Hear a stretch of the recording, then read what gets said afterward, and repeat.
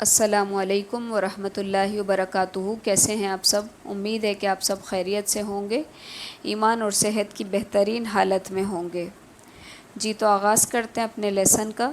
نحمدہ ونصلی علی رسولہ الکریم، اما بعد، اعوذ باللہ من الشیطان الرجیم، بسم اللہ الرحمن الرحیم۔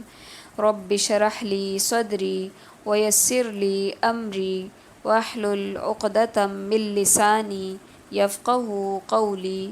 رب زدنی علما، رب زدنی علما، رب زدنی علما، آمین یا رب العالمین۔ بسم اللہ الرحمن الرحیم۔ او کصیب من السماء، یہاں سے شروع ہو رہی ہے دوسری مثال۔ مثال ہے زوردار بارش کی۔ فیہ ظلمات، اس کے اندر اندھیرے ہیں، ورعد، گرج ہے، وبرق، اور بجلی ہے۔ یجعلون اصابعہم، کچھ لوگ ہیں جو اپنی انگلیاں ڈالتے ہیں، فی آذانہم، اپنے کانوں کے اندر، من الصواعق، گرج سے، حذر الموت، موت کے خوف سے، یعنی موت سے بچنے کے لیے۔ یعنی کچھ ایسے لوگ ہیں جب آسمان سے زوردار قسم کی بارش ہو رہی ہے تو وہ جو ہے موت کے خوف سے بچنے کے لیے اپنے کانوں کے اندر انگلیاں ٹھوسے ہوئے ہیں۔ واللہ محیط بالکافرین، اللہ تعالیٰ ایسے کافروں کو گھیرے ہوئے ہیں، یعنی یہ بچنے والے نہیں ہیں، یہ کتنا بھی کوشش کر لیں بچنے کی، لیکن اللہ تعالیٰ نے ان کو گھیرا ہوا ہے۔ یکاد البرق یخطف ابصارہم، قریب ہے کہ بجلی لے جائے ان کی نگاہیں، اچک لے ان کی نگاہوں کو۔ کلما اضاء لہم مشوا فیہ، جب کبھی روشنی ہوتی ہے تو چل پڑتے ہیں اس میں۔ یعنی یہاں روشنی سے مراد ہے اسلام کی روشنی، یعنی جب اسلام کا کوئی عروج کا زمانہ ہوتا ہے، کوئی فتوحات اسلام کو مل رہی ہوتی ہیں، تو منافق چونکہ ایک مفاد کا بندہ ہوتا ہے، تو جب وہ دیکھتا ہے کہ اسلام کو فتوحات حاصل ہو رہی ہیں اور لوگ دھڑا دھڑ اسلام کے اندر داخل ہو رہے ہیں، تو وہ کیا کرتا ہے؟ وہ کہتا ہے ہم بھی مسلمان ہیں، تو اس ٹائم وہ بھی اسلام کے لیے تھوڑا سا چلنا شروع کرتا ہے، لوگوں کے ساتھ جیسے چلنے لگتا ہے۔ لیکن فوراً ہی کیا ہوتا ہے؟ وَإِذَا أَظْلَمَ عَلَيْهِمْ قَامُوا، اور جب اندھیرا ہو جاتا ہے تو کھڑے رہ جاتے ہیں۔ یعنی جب دیکھتے ہیں کہ کہیں سے کفار کی طرف سے کوئی جنگ کی دھمکیاں مل رہی ہیں، کہیں سے کوئی جنگ آنے والی ہے، اسلام کوئی قربانی مانگ رہا ہے، تو اس وقت قربانی سے بچنے کے لیے کھڑے رہ جاتے ہیں۔ وَلَوْ شَاءَ اللَّهُ لَذَهَبَ بِسَمْعِهِمْ وَأَبْصَارِهِمْ، اور اگر اللہ تعالیٰ چاہے البتہ لے جائے ان کی سماعت اور ان کی بصارت، یعنی اگر اللہ تعالیٰ چاہے تو ان کو سننے اور دیکھنے سے ہی محروم کر دے۔ ان اللہ علی کل شیء قدیر، بے شک اللہ تعالیٰ ہر چیز کے اوپر قادر ہے۔ یا ایھا الناس اعبدوا ربکم الذی خلقکم، اے لوگو عبادت کرو اپنے رب کی، رب وہ ہے جس نے تمہیں پیدا کیا۔ یعنی کہ پیچھے آپ نے 3 طرح کے گروہوں کا ذکر پڑھا۔ پہلا گروہ وہ تھا جو کہ متقین کا تھا، جو کامیاب ہونے والا تھا۔ دوسرا گروہ ان کافروں کا تھا جن کے اوپر اسلام لانا، پیش کرنا یا نہ پیش کرنا برابر تھا، کیونکہ آپ صلی اللہ علیہ وسلم سے کہا گیا کہ آپ ان کو ڈرائیں یا نہ ڈرائیں ان کے لیے برابر ہے۔ تیسرا گروہ چونکہ منافقین کا تھا۔ اب آگے بات ہو رہی ہے تمام انسانوں کی کہ اے لوگو اپنے رب کی عبادت کرو۔ رب وہ ہے جس نے تمہیں پیدا کیا، یعنی کہ اس نے صرف تمہیں پیدا نہیں کیا بلکہ آگے آ رہا ہے کہ والذین من قبلکم لعلکم تتقون، اور ان لوگوں کو بھی پیدا کیا جو تم سے پہلے تھے تاکہ تم بچ سکو۔ رب کا معنی ہوتا ہے خالق، مالک، مدبر، یعنی کہ اللہ تعالیٰ وہ ذات ہے جس نے تمہیں پیدا بھی کیا اور تمہارے رہنے سہنے کا انتظام بھی کیا، یعنی تمہارے لیے اس نے تدبیر کی، اور تم سے پہلے لوگوں کو بھی اسی نے پیدا کیا۔ لعلکم تتقون، تاکہ تم بچ سکو، یعنی برے اعمال سے بچ سکو، جہنم کی آگ سے بچ سکو، سزا سے بچ سکو۔ اس کے بعد کہا جا رہا ہے الذی جعل لکم الارض فراشا، اب اللہ تعالیٰ اپنی نعمتیں گنوا رہے ہیں کہ اللہ تعالیٰ وہ ہے جس نے تمہارے لیے زمین کو فرش بنایا۔ वस्समाअ बिना, और आसमान को छत बनाया। आप देखें कि आसमान कितनी महफूज छत है, उसके अंदर आपको कोई सुराख नज़र नहीं आता, ऊपर से कोई चीज़ें आपके ऊपर नहीं गिरती, बल्कि इस आसमान जो है बिल्कुल एक बग़ैर पिलर के छत बनाई हुई है अल्लाह ताला ने, और एक महफूज छत है। तो इसीलिए अल्लाह ताला ने जब नेमतें गिनवाई हैं तो आसमान को भी साथ ही गिनवाया। व अनज़ल मिनस समाई मा, और उसने उतारा आसमान से पानी, पानी उतारा यानी कि बारिश उतारी। फ़अख़रज बिही मिनस समराति रिज़्क़न लकुम, फिर उस बारिश के ज़रिए उगाए अल्लाह ताला ने समरात यानी कि फल उगाए, समरात निकाले ज़मीन से। फल क्यों पैदा किए? रिज़्क़न लकुम, तुम्हारे खाने के लिए। यानी यहाँ पे आप देखें किसी और जानवरों का नाम नहीं लिया जा रहा, बल्कि इंसान को कहा जा रहा है कि तुम्हारे खाने के लिए पैदा किया, क्योंकि इंसान हर चीज़ का सबसे बेहतरीन हिस्सा खाता है अगर आप कभी गौर करें तो। इसीलिए कहा गया कि रिज़्क़न लकुम, रिज़्क़ तुम्हारे लिए।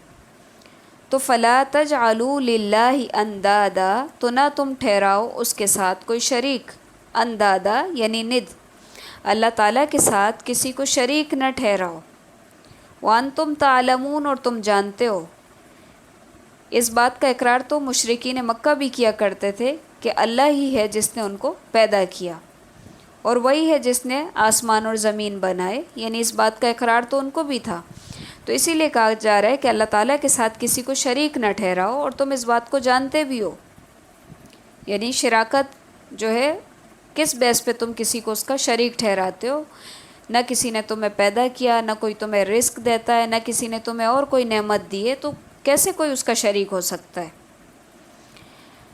इसके बाद कहा जा रहा है व इन कुंतुम फ़ी रैबिम मिम्मा नज़्ज़लना, और अगर हो तुम किसी शक में उस बारे में जो नाजिल किया हमने, यानी अगर तुम्हें कुरान मजीद के बारे में कोई शक है जो कि अला अब्दिना नाजिल किया हमने, अब्दिना अपने बंदे पर। अब यहाँ अब्दिना से क्या मुराद है? बंदे तो सारे अल्लाह ताला के हैं। अब्दिना यानी कि नबी सल्लल्लाहु अलैहि वसल्लम मुराद है, और यहाँ ख़ास बंदा मुराद है, इसीलिए अब्दिना का लफ्ज़ आया। जैसे कि मस्जिदें सारी अल्लाह ताला के घर हैं, लेकिन बैतुल्लाह ख़ास तौर से उसको अल्लाह ताला का घर कहा जाता है। इसी तरह इंशाअल्लाह आप आगे पढ़ेंगे कि सालेह अलैहिस्सलाम की जो ऊँटनी थी उसके लिए भी नाक़तुल्लाह का लफ्ज़ इस्तेमाल हुआ, यानी अल्लाह ताला की ऊँटनी, चूँकि वो ख़ास ऊँटनी थी, इसीलिए यहाँ पे आया कि अब्दिना ख़ास बंदा। तो फ़अतू बिसूरतिम मिन मिस्लिही, तो ले आओ कोई सूरत मिन मिस्लिही, इस जैसी, यानी कि कुरान जैसी कोई सूरत ही ले आओ। फिर वदऊ शुहदाअकुम, और बुला लाओ अपने गवाहों को, मिन दूनिल्लाह, अल्लाह ताला के अलावा, इन कुंतुम सादिकीन, अगर तुम सच्चे हो। यानी अगर तुम्हें कुरान के बारे में किसी तरह का शक और शुबा है, तुम समझते हो कि ये अल्लाह ताला का कलाम नहीं है, तो तुम एक ऐसी सूरत बना लो और अपने सारे शरीकों को भी बुला लो, ताकि वो भी इस तरह की कोई सूरत में तुम्हारे साथ शिराकत करके कोई सूरत बना लें। क्योंकि जब भी कोई पैगंबर आया तो उसको अल्लाह ताला ने उस ज़माने का सबसे बेहतरीन मौजज़ा दिया, यानी कि जिस वक्त जिस चीज़ का रिवाज था अल्लाह ताला ने उसी के मुताबिक पैगंबरों को मौजज़े से नवाजा। जैसे मिसाल के तौर पर ईसा अलैहिस्सलाम के ज़माने में तिब का ज़माना था, तो ईसा अलैहिस्सलाम जो थे वो मादरजाद अंधे को भी ठीक कर देते थे, कोड़ी वाले को भी ठीक करते थे, और मुर्दों को भी ज़िंदा कर दिया करते थे अल्लाह ताला के इज़्न से। इसी तरह मूसा अलैहिस्सलाम के ज़माने में जादूगरों का दौर था, तो मूसा अलैहिस्सलाम की लाठी जो है वो तमाम के तमाम जादूगरों के जितने भी असा थे, जो भी उन्होंने रस्सियाँ वग़ैरह फेंकी थी और जो सांप बन गई थी, तो मूसा अलैहिस्सलाम की लाठी जो थी वो अज़दहा बन गई और उसने उन सबको निगल लिया। यानी कहने का मकसद ये है कि जिस ज़माने में जिस चीज़ का रिवाज था तो पैगंबर को वही चीज़ दी गई और सबसे बेहतरीन सूरत में दी गई। और अरब जो थे उनको अपनी फ़साहत और बलागत पे बड़ा नाज था, बड़ा ज़ौम था उनको, तो इसीलिए अल्लाह ताला ने कुरान करीम की शक्ल में एक ऐसी किताब उतारी जिसने ان کی فصاحت اور بلاغت کو بالکل پیچھے چھوڑ دیا، اور اسی وجہ سے اللہ تعالیٰ نے یہاں پہ چیلنج کیا، اور یہ چیلنج اس وقت کے کافروں کے لیے بھی ہے اور یہ قیامت تک کے لیے ہے یہ چیلنج، کہ اگر تمہیں اس کلام کے بارے میں کوئی شک ہے تو تم سارے کے سارے اکٹھے ہو کے ایسی ایک صورت بنا لاؤ اگر تم سچے ہو اپنے دعوے میں۔ فَإِن لَّمْ تَفْعَلُوا، تو تم ایسا نہیں کر سکو گے، وَلَن تَفْعَلُوا، اور ہرگز تم ایسا نہیں کر سکتے، تو فَاتَّقُوا النَّارَ الَّتِي، تو بچو اس آگ سے یا ڈرو اس آگ سے، وَقُودُهَا النَّاسُ وَالْحِجَارَةُ، ایندھن ہے اس کا انسان اور پتھر۔ اب آپ کہیں گے انسانوں کی تو سمجھ آتی ہے کہ وہ برے اعمال کرتے ہیں تو اس وجہ سے وہ جہنم میں جائیں گے، تو پتھر کیوں جائیں گے؟ تو یہ کوئی عام قسم کے پتھر نہیں ہے، بلکہ اس سے مراد بقول ابن کثیر گندک کے پتھر ہیں، کیونکہ گندک جو ہے وہ آگ کو بڑی جلدی اپنے لپیٹ میں لیتی ہے، یعنی جلدی اس کو آگ لگتی ہے۔ اور اس کے علاوہ اس سے مراد وہ مورتیاں وغیرہ ہیں جو پتھروں سے بنائی جاتی ہیں اور لوگ جو جن کی پوجا کرتے ہیں، ٹھیک ہے؟ تو اسی لیے کہا گیا کہ انسان اور پتھر جو ہیں اس کا ایندھن ہے۔ اور اعدت للکافرین، تیار کی گئی ہے وہ کافروں کے لیے، یعنی جس طرح کا بھی کفر ہے ان کے لیے وہ تیار کی گئی ہے۔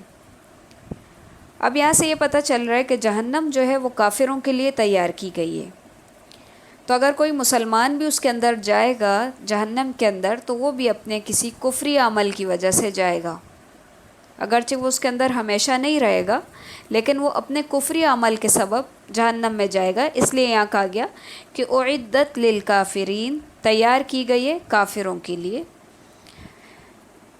جی تو ہمارا یہیں تک ہے آج کا لیسن، دعا پڑھتے ہیں۔ سبحانک اللہم و بحمدک، نشہد ان لا الہ الا انت، نستغفرک و نتوب الیک۔ السلام علیکم ورحمۃ اللہ وبرکاتہ۔